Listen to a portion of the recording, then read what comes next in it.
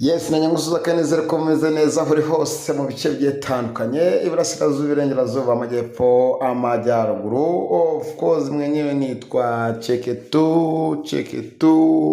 Chekechua ubwo ndakina n'abana ukina na ba nyina usura batandukanye mu bice bigiye bitandukanye, usibanganya inkuta yasenye utanga isanamitima kuba kuri cya Kigali News 250. Twizere ko mumeze neza cyane muri rusange. Turi ku itariki 11 ukwezi n'ukwezi kwa munani 2024. Tugiye kubagezaho ibigiye bitandukanye mu minota mike, ariko nanone turagenda tubagezaho uko gahunda zose zigenda zikurikirana bitewe n'amakuru ngiye kukugezaho. Urizera ko ngo niki cyangwa uzi ngo niki? Nkuko ubona kuri screen zawe hariho amafoto agenda anyuranamo agiye atandukanye. Urabona ibara ryiza cyane rimeze neza, ibara ry'umuhondo, ibara ry'ubururu, n'ibara rwose ry'icyatsi rimeze neza cyane. Twiteguye mu kanya gato indahiro y'umukuru w'igihugu nyakubahwa Perezida Paul Kagame, nk'uko mwamwitoreye, nk'uko mwabihisemo, nk'uko mwabonye cyangwa twabonye ko nta wundi ukwiye kuyobora u Rwanda atari nyakubahwa Perezida wa Repubulika Paul Kagame.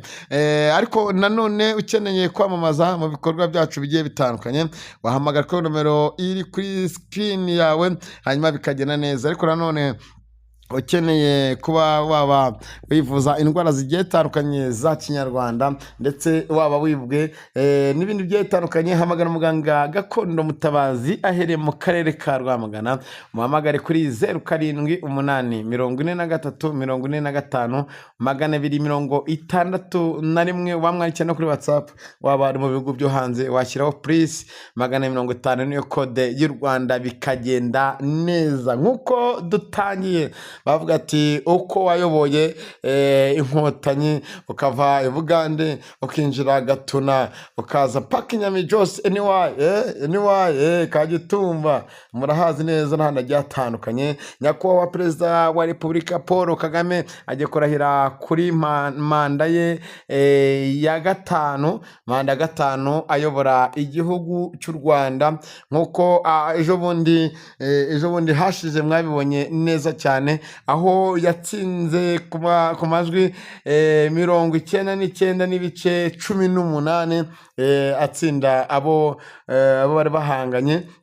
Nk'uko ishyaka rya FPR inkotanyi ryagaragaje byinshi bigiye bitandukanye, ariko nanone mu ndirimbo z'abahanzi, nk'uko nyakubahwa Perezida Paul Kagame yashimiye abahanzi n'abandi bafatanya bikorwa bagendanaga ahagiye hatandukanye mu gihe yiyamamazaga kuyobora u Rwanda ku nshuro ya gatanu.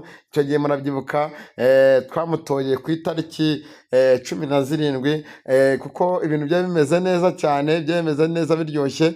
17, 15 ubwo ngubwo ndimo nanyaruka kubera ibyishimo, kuko mu mihanda ya Kigali n'u Rwanda rwose ahantu hose wa mugani wa yamvugo y'ikige ngo hahiye koko, hahiye hakongotse mu byiza, ntago ari ugushya gusa. Abaperezida bagiye batandukanye mu bihugu bigiye bitandukanye baje kwitabira irahira rya nyakubahwa Perezida wa Repubulika Paul Kagame. Abahanzi bajya batandukanye, abakinnyi b'amafilime bajya batandukanye, ndetse n'abasirimu beza cyane b'Inyamirambo na za Kimisagara bambaye neza cyane nko kubona amadarapo. Hanyuma rero mbanje kubabwira byinshi bigiye bitandukanye kugira ngo umenye update. Nuko abari hanze y'igihugu, abakunda u Rwanda, nabo bifatanyije n'abanyarwanda bari mu gihugu kuza kumva indahiro ya Perezida Paul Kagame. Sam Rugege niwe muri manda yashize wamurahije, nawe yaje gutangaza byinshi bigiye bitandukanye. Ushaka gukurikira ibiganiro byanyuze kuri televiziyo y'igihugu RBA, kandi nanone muri rusange nk'uko bigiye bitandukanye. Indahiro ya Perezida wa Repubulika hagomba kubaho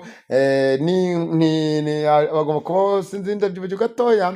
Hari byinshi bigiye bitandukanye, hari ibyagomba kurahira, arahirira u Rwanda n'abanyarwanda ku mugaragaro, avuga ko atazatatira igihanga, akabasoza avuga ati imana ibimfashemo nindamuka ari byo ndenzeho nkaba nzabihanirwa n'amategeko nk'uko n'izindi ndahiro ziba zitandukanye, ariko abanyarwanda bamwe na bamwe bagiye batandukanye barifuza kuvuga ngo nk'uko nyakubahwa perezida wa repubulika yabohoye u Rwanda akaza gucungura abanyarwanda ndetse nabo bari bafatanyije mu kubohora u Rwanda, bifuza yuko ibyo akora byiza abayobozi b'ibanze cyangwa abo bafatanyije bajya bakora nk'ibyo akora bakagera ikirenge mu cye, ntihagire byinshi bigiye bitandukanye bakora nk'uko bamwe na bamwe usanga baba bafunzwe hari ibyo barimo baragirizwa bigiye bitandukanye, ariko bakavuga ati rwose bose babe nka nyakubahwa perezida wa repubulika Paul Kagame.